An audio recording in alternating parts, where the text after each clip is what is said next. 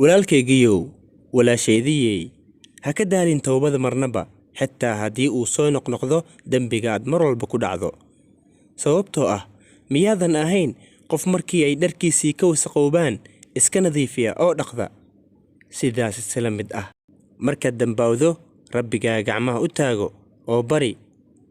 allah wuxuu yidhi laa taqnaduu min raxmatillaah ha ka quusanina naxariista alle allah wuxuu yidhi inna allaha yuxibbu attawaabiina wa yuxibbu almutatahhiriin